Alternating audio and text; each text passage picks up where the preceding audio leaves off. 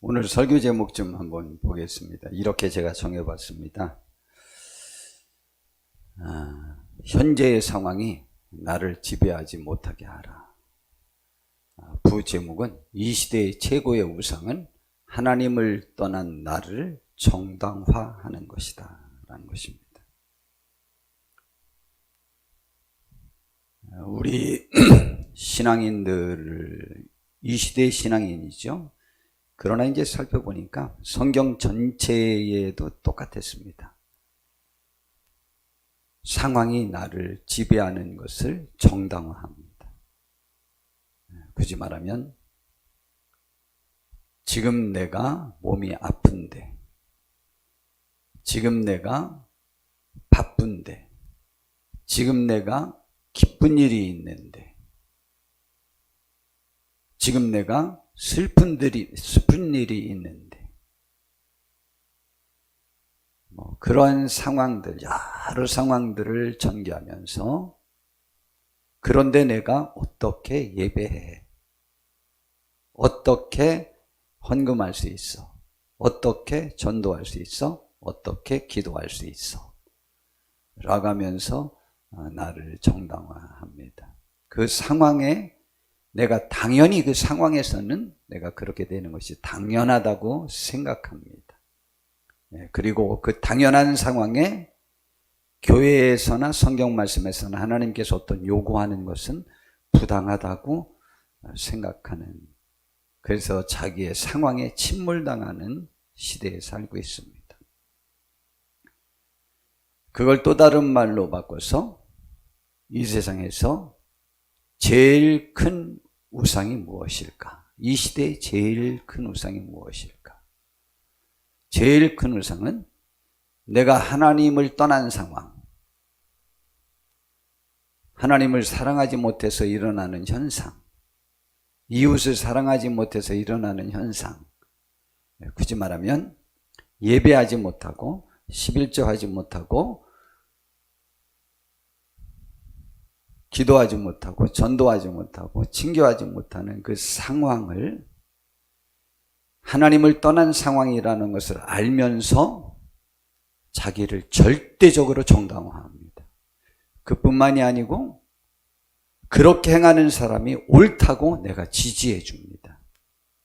그 우상화 작업에 우리가 골몰해 있습니다.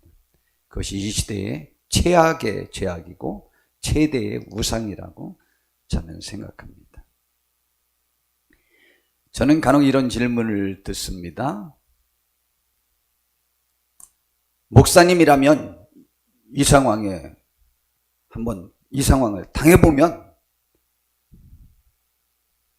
그런 말씀 할 수 있냐고 라는 말을 제가 참 많이 들어봤습니다. 그런데 성도님들, 전 한 번도, 정말 너무 많은 그 이야기를 들어봤는데 한 번도 제가 그 상황에 그분들이 말하는 그러한 대처를 해본 적이 없습니다. 한 번도 그 상황이 저를 지배하거나 침몰하게 만들지는 않았습니다. 그렇다고 해도 제가 그렇게 항상 굳건하게 서 있었냐? 아닙니다. 전혀 그렇지 않고 믿음도 부족하고 어느 때는 많은 실수도 하고 좌절감에도 빠지고 그렇게는 하지만 그게 저를 지배하게 하는 못합니다.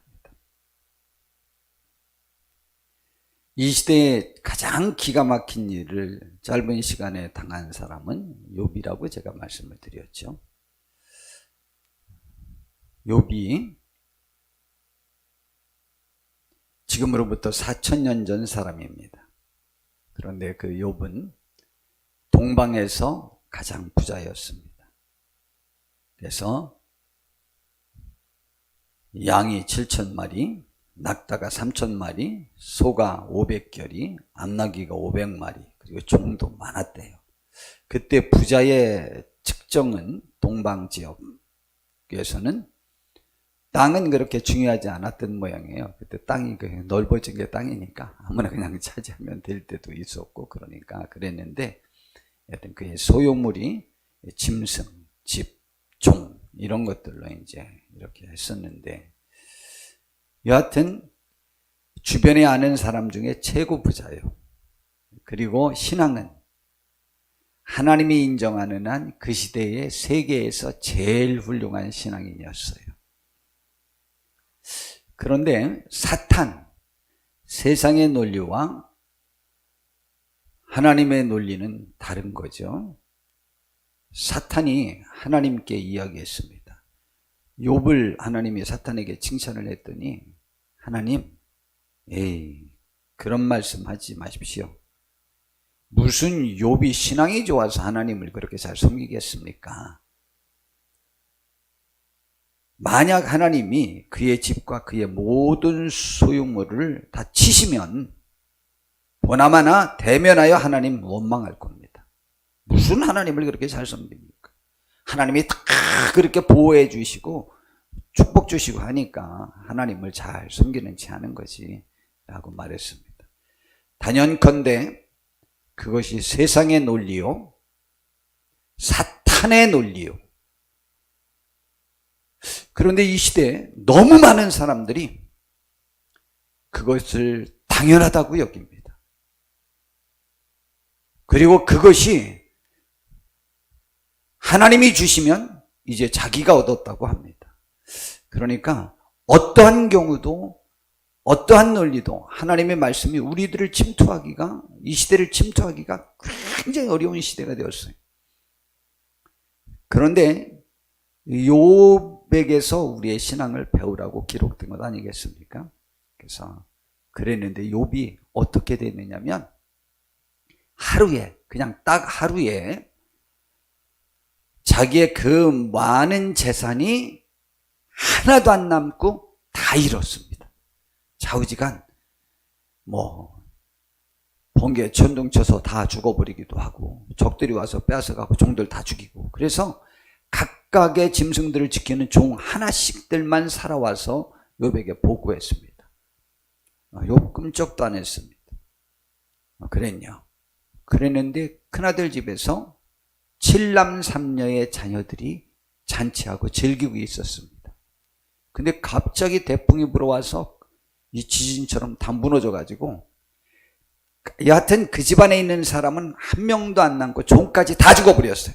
종 하나만 간신히 살아서 와서 다 죽고 저만 살아서 왔습니다 하고 보고했어요. 그때 욥이 뭐라고 말했냐면요, 내가 모태에서 알몸으로 나왔으니까 또한 알몸으로 그리로 돌아갈 겁니다. 주신 이도 여호와이시요 거두신 이도 여호와이시니 여호와의 이름이 찬송을 받으실지니이다. 이래버렸어요. 사탄, 세상은 우리가 그래도 우리의 신앙을 칭찬하지 않습니다. 조롱합니다. 하나님에게 가서 사탄이 뭐라고 말했는지, 아이고 하나님, 그전에는 딴 말이 했었잖아요. 그것도 왜 또 말이 바뀌어?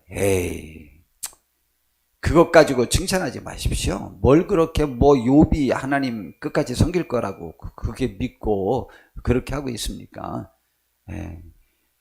사람은요, 가죽으로 가죽을 바꾼다고 그랬어요. 자기 자식이 다 죽고 재산 다 잃어도 지 몸 괜찮으니까 아직도 하나님 욕 안 하는 거예요. 한번 그 몸을 한번 쳐보세요. 금방 원망할 거려. 또 하나님이 그래도 자기를 정말 잘 믿는 사람 하나라도 있기를, 그래서 사탄의 콧대를 좀 꽂고 싶어갖고 둘이 지금 자존심 경쟁하고 있다니까. 지금 하나님하고 사탄하고 지금 싸우는 거예요. 그래서 서로 누구 말이 옳나. 그래? 안 그럴걸? 목숨만 건드리지 말고 네 맘대로 해봐. 그랬더니 머리끝부터 발끝까지 가려움을 동반한 종기가, 진물나는 종기가 났어요.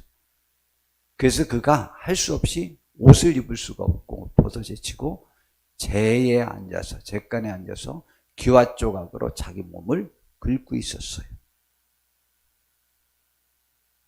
그러자 그 아내가 너무 화가 나가지고, 야, 이 인간아, 아직도 하나님 찬양할 거야? 하나님 저주하고 원망하고 확 죽어버려라. 그리고 가출해버리고 말았어요. 그런데 그 말을 하니까 욥이 뭐라고 말했는지 알아요? 욥이 아내가 욥을 참 어리석은 사람이라고, 그렇게 멍청한 사람이라고, 바보라고 몰아붙이고 그렇게 흉을 봤는데, 욥이 이랬습니다. 그대의 말이 한 어리석은 여자 말 같이 나는 들린다. 우리가 하나님께 복을 받았으니까 화도 받지 아니하겠느냐 하고 그 입술로 범죄하지 않았어요. 그때 정말 그 이후로는 더 비참합니다. 그의 친구들이 찾아와서 내가 죄를 져서 그 일을 당했다는 거예요. 참 억울하죠. 되게 억울합니다. 그래도 그것도 다 이겼습니다. 그리고 욥이 찬란한 믿음으로 승리해서 하나님께 영광 돌렸습니다. 우리도 그렇게 되었으면 좋겠습니다. 우리의 상황, 우리의 재산, 내 자녀, 내 몸이 다 망가지고, 내 자녀는 다 죽고, 내 재물은 다 잃고, 내 몸은 망가졌고, 내 아내는 나를 버리고 다시는 평생에 한 번 나타나지도 않고, 친구들은 와서 죄의 결과라고 나를 몰아붙일 때 여러분 어떻게 하시겠습니까?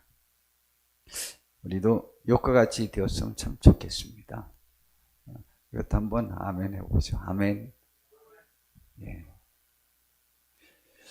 이곳에서의 가르침은 사탄은 우리로 하여금 상황에 내가 매이는 것이 정당하다고 말합니다. 그리고 하나님을 섬기는 데 있어서는 그 상황이 좋을 때만 가능한 것이 아니냐라고 우리들 속에서 그 생각을 갖도록 매번 그 생각을 불어넣어 줬습니다. 어려운데 굳이 라는 말을 하는 거죠. 사탄은 다른 말로 바꾸면 세상으로 대변할 수 있습니다. 우리는 어떠하십니까? 하나님의 영이, 하나님의 말씀이 나를 지배합니까? 아니면 사탄의 속삭임이 하나님의 말씀보다 나를 더 이해해주고 생각해주는 것처럼 들립니까? 아니면 이 시대의 다른 사람들의 삶이 더 지혜롭고 옳은 것 같습니까? 이스라엘 백성들이 광야에서 한 잘못들을 살펴보겠습니다. 여러 가지가 다 잘못됐는데 그 중에 하나, 그들의 상황을 불평하는 데에 있어서 그들이 익숙했습니다. 특별히 민수기 11장에 봤더니 여호와께서 들으시기에 백성이 악한 말로 원망하며 여호와께서 들으시고 진노하사 여호와의 불을 그들 중에 붙여서 진영 끝을 사르게 하셔서 그들을 죽었어요. 광야 생활이 고생스럽다고 불평하니까 죽이셨어요. 바로 이어서 또다시 다른 사건이 일어납니다. 이제 그들의 그런 모습을 보고 섞여 사는 무리가 아마 이렇게 같이 붙어 나왔던 이스라엘 백성이 아닌 애굽 사람이거나 다른 족속이 있었던 모양입니다. 그들이 탐욕을 품었어요. 그래서 현재의 이 상황, 만나만 지금 근 1년 먹는 그 상황이 지쳤다는 거예요. 그래서 야채도 먹고 싶고 과일도 먹고 싶고 고기도 먹고 싶다 그랬어요. 심정은 이해가 됩니다. 그러나 그 상황에서 지금 죽음의 위기에서, 멸족의 위기에서 구원받은 그들이 불평할 계제는 아닙니다. 그런데 그들 말을 듣는 순간 갑자기 자기들이 처량해지기 시작했어요. 그래서 울었어요. 근데 민수기 11장에 보니까 울었다는 내용이 4번이나 나와요. 그 부분에 관해서 10절에 백성의 온 족속들이 각기 자기 장막문에서 우는 것을 모세가 들으니라. 이러므로 여호와의 진노가 심히 크고 모세도 기뻐하지 아니하니라. 그래서 결국은 그들을 또 죽이게 됩니다. 아니 그 상황에서 울지 않아요?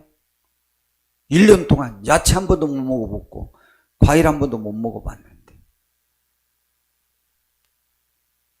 우는 것이 정당한 것 같지만 모세도 정당하지 않다고 생각했고 하나님은 죽여야 될 대상이라고 생각했어요. 결국 그것이 지속되더니 민수기 14장에 가나안 땅을 정탐하고 왔습니다. 40일을 정탐했죠. 12명이. 그런데 정탐한 그 사람들의 보고가 일지단결한 게 있었는데 그곳에는 너무 살기 좋은 땅이라는 거예요. 근데 문제가 있었어요. 거기 족속들을, 민족들을 보니까 거인족으로 보인 거예요. 그래서 우리가 그들을 정복하지 못할 것이라는 두려움이 생겼어요. 그래서 처음에는 옳게 평가하다가 악평하기 시작했습니다. 그러자 백성들이 막 너무 화가 나가지고 우리가 한 장관을 세워서 애굽으로 돌아가자. 우리가 매장지가 없어서 이곳에 와서 이곳에서 죽게 만드냐 라고 그들이 불평했습니다. 그러자 여호수아와 갈렙이라는 두 사람이 나서가지고 옷을 찢으면서 그들이 강한 것 분명하다. 그러나 여호와가 우리와 함께 계심에 그들은 우리들의 밥에 불과하다. 여호와의 명령을 거절하지 말고 우리가 진격하여 차지하자. 그곳은 과연 젖과 꿀이 흐르는 땅이더라. 그랬더니 이스라엘 백성들이 전부 돌을 들어서 모세와 아론 그리고 여호수아와 갈렙을 돌로 쳐 죽이려고 했습니다. 우리가 차라리 광야에서 죽는 게 낫겠다고 그들이 말했습니다. 하나님이 개입하셨습니다. 그때 특별히 불평하고 나섰던 사람들을 죽여버리고 그 다음에 내가 너희들의 말을 들었다. 너희들이 광야에서 나를 10번이나 나에게 배반의 행위를 했다. 너희들의 말대로 해주겠다. 너희들을 전부 죽여주마. 광야에서 죽는 것이 낫다고 했으니까 소원대로 해줄 것이고 너희들이 염려했던 너희들의 유아나 너희들의 처자들은 가나안 땅을 들어갈 것이고 한 명도 남지 않고 다 죽을 것인데 두 사람만 여호수아와 갈렙만 살아서 가나안 땅을 들어가리라. 40일을 정탐했으니 하루를 1년으로 해서 광야를 도로 돌아라. 그동안에 내가 불평했던 너희들 60만 명을 한 명도 남기지 않고 다 죽여주마. 그래서 실제로 다 죽였어요. 그러고 난 다음에 40년 후에 여호수아 갈렙만 살아서 가나안 땅을 정복하고 들어갔습니다. 그들은 자기들의 유아와 처자들 그들을 염려해 주는 채였지만 그들은 그들을 빙자 삼아 그들을 생각해 주는 것처럼 하면서 하나님의 명령을 어긴 것이죠. 믿고 들어갈 수 있다고 생각했던 사람들은 들어갔습니다. 그리고 그들의 자녀들은 성장해서 그들의 부모 세대, 할아버지 세대의 그 믿음을 본받지 않고 여호수아와 갈렙의 믿음을 또 모세를 통하여 주신 하나님의 명령을 받들어서 가나안 땅을 정복했습니다. 주님이 지적하신 불신앙의 자세들이 있습니다. 누가복음 14장에 보니까 큰 임금이 잔치를 베풀었어요. 그리고 귀한 사람들에게 초청장을 보내고 종들을 불러서 그 날짜에 전부 오라고 초청을 했습니다. 그런데 일치하여 거절했다고 했습니다. 그들이 거절한 이유가 예수님이 예화를 드신 거예요. 다 일치하여 사양하여 한 사람은 이르되 나는 밭을 샀음에 아무래도 나가 보아야 하겠다. 부동산 지금 투기를 했다 이 말이에요. 부동산을 샀는데 그래도 내가 사서 등기가 나한테 이전됐으니까 한번 가서 이제 내 땅 한번 밟아보고 싶은 생각 아이, 저라도 충분히 있죠. 그것 타러 내가 가봐야 되겠으니까 지금 잔치자리에 못 가겠다. 저한테 물어보신다면요. 내일 가면 안 돼? 왜 꼭 오늘 가? 아, 병문 안 간다면서요. 내일 가면 안 돼? 아, 자동차 새로 샀으면 꼭 예배 빠지고 시승 한번 해야 돼? 다른 날 하면 안 돼요? 제 생각입니다. 목사님이 이런 일을 못하면, 부동산을 많이 못 사봤으니까. 자, 그런데, 그 다음에, 또 소 5겨리를 샀음에 시험하러 가야 되겠다. 이건 이제 자동차 산 거죠. 자동차 좋아하는 분들은 반드시 시승해 봐야 되는데, 그것도 교회 오면서 시승해 보면 안 돼요? 끝나고 아내랑 좀 저기 대부도에 가서 칼국수 좀 드시고 오세요. 시승 겸. 꼭 교회 빠지고 가야 될 필요는 없잖아요. 이유가 그거로 합니다. 그리고 나는 장가 들었으니 못 오겠대요. 맞아요. 장가 들으면 한 달 동안, 1년 동안은 군대에도 소집하지 말라고 그랬거든요. 뭐 하라고? 아내를 기쁘게 해주라고. 근데 요즘은 장가 들고 친구들 모아서 잔치하느냐고 아내 괴롭히잖아요. 자, 근데 여하튼 그런데 지금 말씀하시는 것은 우리는 그것이 이유가 될 수 있다고 생각하지만 예수님은 그것이 하나님을 떠난, 하나님을 사랑하지 않는 사람의 행위라고 지금 말하는 거예요. 그 상황이 우리를 하나님을 섬기는데 조금도 방해가 될 수 없다고 본 거예요.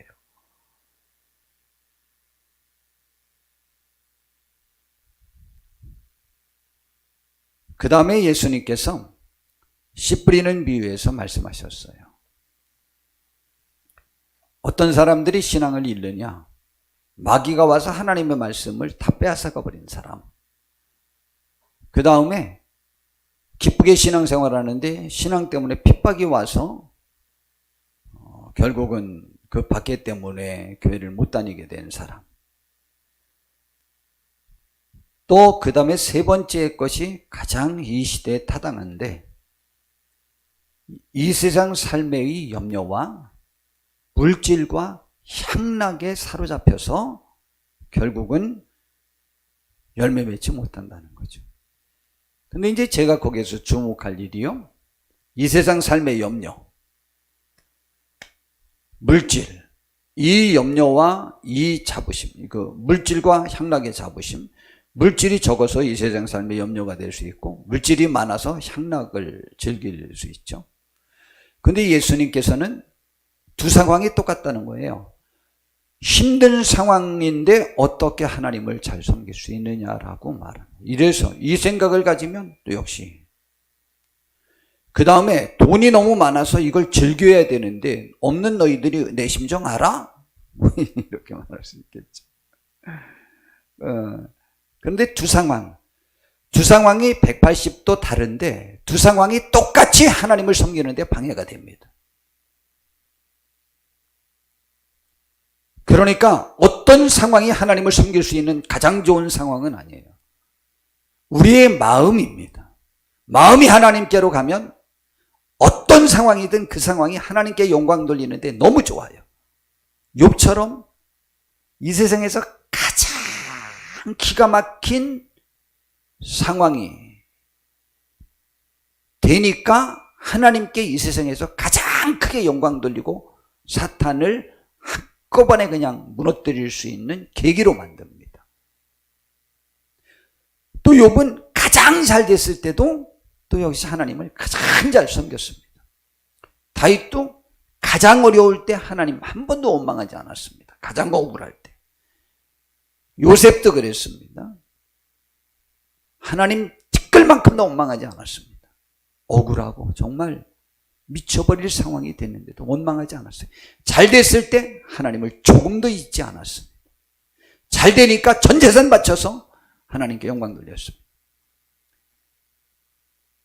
그러니까 그 상황이 전혀 상관이 없는 것임이 분명합니다. 바울 사도가 오늘의 본문에 이렇게 말씀하셨습니다. 고린도전서 7장 29절부터 보니까 형제들아 내가 이 말을 하노니 그때가 단축하여진 고로, 그때는 주님이 오실 날이 가까웠으니까, 이 말은 주님 섬기기에 오늘만큼 이 시간만큼 더 충분한 조건인 때는 없다. 이 시간 이후로는 점점 시간이 더 부족하다라는 이야기입니다.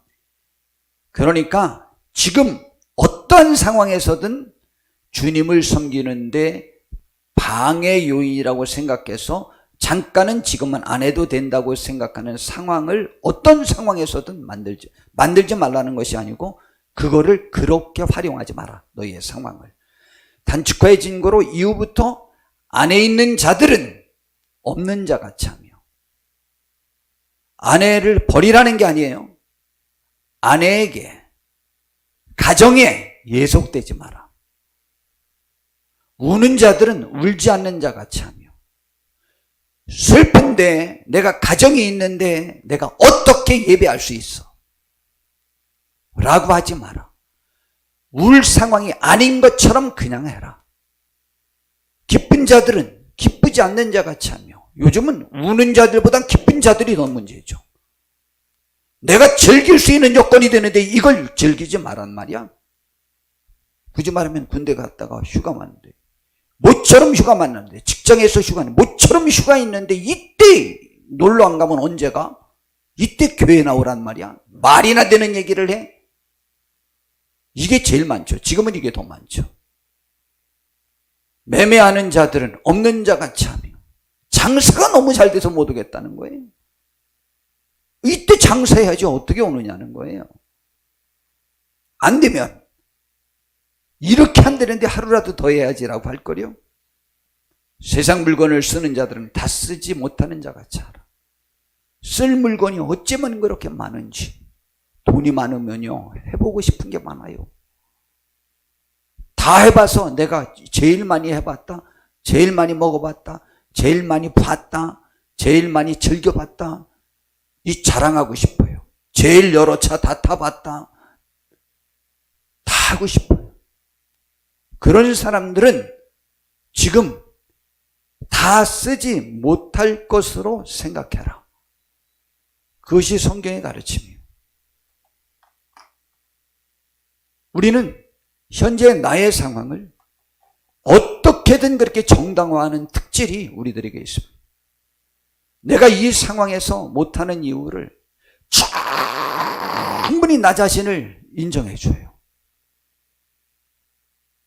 그러지 마라. 왜냐? 이 세상의 외형은 다 지나갈 것이다. 그것이 너에게 전혀 영원히 남지 않는다. 그래서 이 시대를 지배하는 최대의 우상은 하나님의 말씀을 어기면서 그 삶을 정당화하는 것입니다. 그래서 로마서 1장에 봤더니 인류의 죄악을 쫙 역사적으로 나열합니다. 언제 이것은 제가 따로 좀 이 죄에 관해서 말씀을 드리고자 하는데, 그러나 오늘 주제에 그 상황에서 그들의 최대한의 잘못이 무엇인지에 결론적으로 지적을 합니다. 로마서 1장 18절부터 32절에 사람들의 죄를 나열합니다. 로마서가 기독교에 관해서 기독교가 무엇이냐라고 하는 것을 알려면 성경의 하나를 봐서 전체를 파악할 수 있는 가장 완벽한 것이 로마서입니다. 두 번째는 에베소서. 예수님에 대해서 알려면 어떻게 해야 되겠느냐? 마태, 마가, 누가, 요한복음을 읽어야 되지만 기독교에 관한 것을 한 번에 알려면 로마서를 봐야 돼요. 로마서만큼 가장 완벽하게 기록된 것이 없습니다. 모든 것들을 완벽하게 설명했어요. 기독교 신앙이 무엇인지를. 그런데 그 중에 1장에 죄가 무엇인지를 분명히 말했어요. 그런데 결론이 32절에 그들이 이같이 일을 행하는 자는 사형에 해당한다고 하나님께서 정하심을 알고도 자기들만 행할 뿐 아니라 또한 그런 일을 행하는 자들을 옳다 하느니라. 참 기가 막히죠? 이게 죄인들의 특질이요. 이게 하나님을 떠난 사람들의 특질이요. 지금 하나님을 떠나고 싶은 사람들의 특질이요. 지금 내가 하나님께로부터 떠나고 있는 사람들의 특질이요. 그리고 하나님을 떠난 세상의 사탄의 자녀들의 특질이요. 뭐라고요? 죄인질 뻔듯이 알면서 정당화하고 합리화하고 그뿐만이 아니고 다른 사람이 그런 일을 행할 때 그들을 격려하고 독려하고 편들어주고 옳다고 합니다. 우리랑 너무 똑같지 않아요? 정말 너무 똑같아요.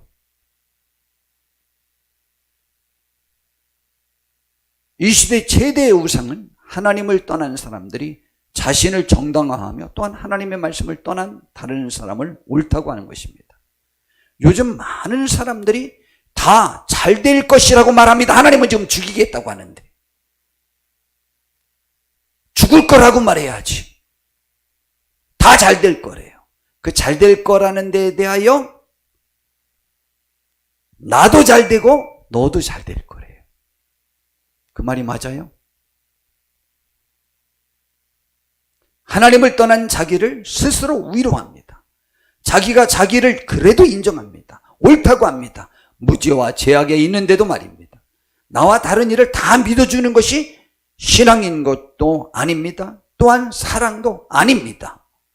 의사가 환자를 보고 믿어주고 사랑하여 그의 병을 사실대로 진단하지 않는다면 그 환자는 죽을 것입니다. 정확한 사실과 진단에 의하지 않으면 그것은 진정한 사랑도 믿음도 아닙니다. 우리는 하나님의 말씀 안에서 나를 살펴 진단하고 판단하며 다른 사람도 그렇게 하여야만 합니다. 그리고 그의 죄가 보일 때에 죄인임을 알고 덮어주고 사랑해야 하는 거예요. 근데 죄가 아니라고 하고 덮어줘요. 자기도 그 죄를 지니까 그 죄를 짓는 사람을 죄가 아니라고 하는 거예요. 그러나 진정한 사랑은 죄를 인정하고 덮어주는 것입니다. 그리고 사랑하고 구해줘야 되는 것이죠. 우리는 하나님의 말씀 안에서 나를 살펴 진단하고 판단하며 다른 사람들을 그렇게 해야 합니다. 그리고 그의 죄가 보일 때에 죄인임을 알고 덮어주고 사랑해야 합니다. 그가 옳아서 사랑하는 것은 사랑이 아닙니다. 성도 여러분, 옳아서 하는 건 사랑이 아니에요. 훌륭하고 능력이 있어서 사랑하는 것은 사랑이 아닙니다. 상대가 부족하고 죄가 있을 때에 사랑이 필요한 것입니다. 그러나 죄 없고 너무 훌륭하고 능력이 있어서 사랑하지 않으면 그것도 내 열등감 때문입니다. 그러지 말고 누구나 다 사랑하라 이 말이죠. 그러나 사랑은 죄가 있고 부족하고 쓸모없을 때 내가 품어주는 것입니다. 근데 부탁인데 그를 옳다고 하여 그로 인하여 파생되는 수많은 죄악을 정당화시키지 마십시오. 그게 사랑이라고요? 그게 믿음이라고요? 아니요. 무지요. 불신앙이요. 우리는 무지를 사랑이라고 함부로 말합니다.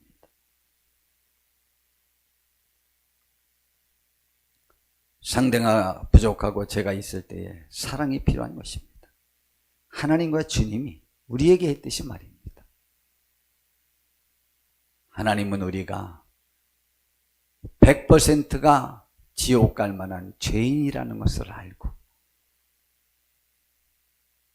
그 죄인인 우리를 구원하시기 위하여 하나님은 자기 아들을 대신 죽게 하셔서 우리를 구원해 주시기를 기뻐하셨습니다. 그래서 우리가 하나님 앞에 갈 때 죄가 없는 사람처럼 하나님 앞에 가서 당당히 행할 수 있도록 우리를 구원해 주신 것입니다. 그러므로 그분의 사랑이 증명된 것입니다. 근데 남의 잘못이 안 보이는 분들이 많더라고요.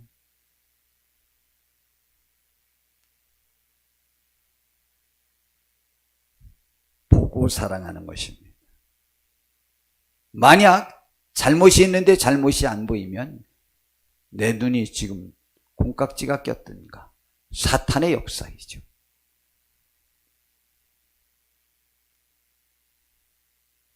그리고 내가 경험이 부족하든가 지식이 부족하든가 판단 능력이 부족한 거죠.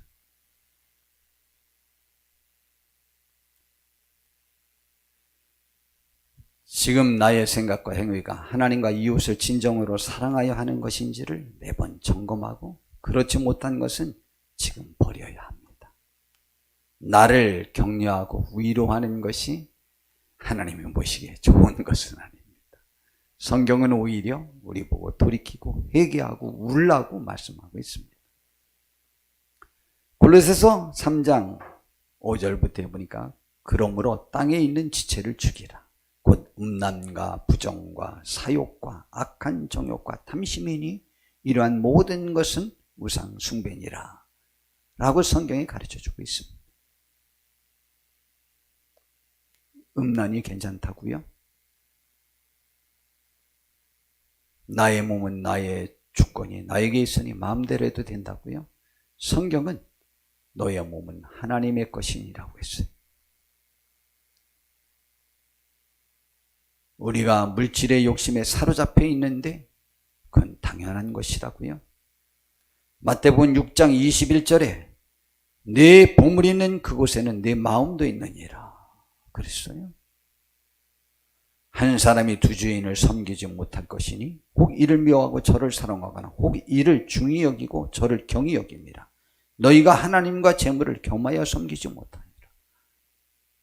하나님께 시간 내지 못하고 물질 바치지 못하고 있는데 그의 상황을 내가 정당화합니다. 그리고 그렇게 하는 사람을 또 옳다고도 합니다. 스스로 나를 우상화 작업을, 나에 대한 우상화 작업을 시도하는 것이죠. 하나님이 신이 아니고 내가 나의 욕망을 따라 만든 가치를 우상화하는 거예요. 그게 우상이죠. 이 시대의 최고의 우상인 것입니다. 성경은 우상을 만들지 말라고 그랬어요. 주 너의 하나님만을 사랑하고 그분만 경배하고 섬기라고 했어요. 우리들의 마음 속에서 지금 내가 하는 행위를 정말 하나님을 사랑해서 이웃을 사랑해서 하는 행위인지를 우리는 양심껏 판단하여 그렇지 않으면 돌이켜야만 되는 것이지요. 하나님의 은혜가 우리들 속에 함께하기를 진심으로 바랍니다. 그 은혜가 함께하기를 바랍니다. 주의 은혜가 함께하기를 바랍니다. 이제 다음 주에는 이 상황 속에서 그러면 우리는 어떻게 승리하는 삶을 살 수 있을까에 관해서 살펴보려고 합니다. 성도 여러분, 진심으로 부탁합니다. 내가 하나님을 떠났고 무지에서 나온 행동을 정당화하지 마세요. 또한 그러한 다른 사람을 우상화하지 마세요. 그러한 다른 사람을 격려하지 마세요. 옳다고 하지 마세요. 나의 잘못의 세력을 확대시키려고 하지 마세요. 나의 죄와 잘못을 감추려고 세력을, 동조 세력을 만들지 마세요. 그냥 나 자신이 하나님 앞에 설 수 있어야만 하는 것입니다. 이 시대를 하나님이 구하기 위해서 우리를 부르셨지 않습니까? 또한 우리를 위로하려고 부르셨지 않습니까? 하나님께서는 우리에게 진정한 자유와 평화, 하늘의 소망을 주시기 위하여 부르신 거예요. 그 소망의 가치를 잃지 마시고 우리가 굳게 잡고 승리할 수 있는 우리 모두가 되었으면 좋겠습니다. 나 자신을 주의 말씀에 근거해서 점검해 볼 수 있는 축복이 있는 귀한 저와 우리 모두가 다 되실 수 있게 되기를 진심으로 바랍니다. 기도하겠습니다. 주님, 상황이 나를 지배하지 못하게 하옵소서. 주님만이 나의 하나님이라 영원히 고백하게 하옵소서. 나의 상황이 우상이 되지 않게 하옵소서. 하나님의 말씀을 떠난 죄악된 삶을 절대 정당화하지 말게 하옵소서. 예수님의 이름으로 기도드렸습니다. 아멘.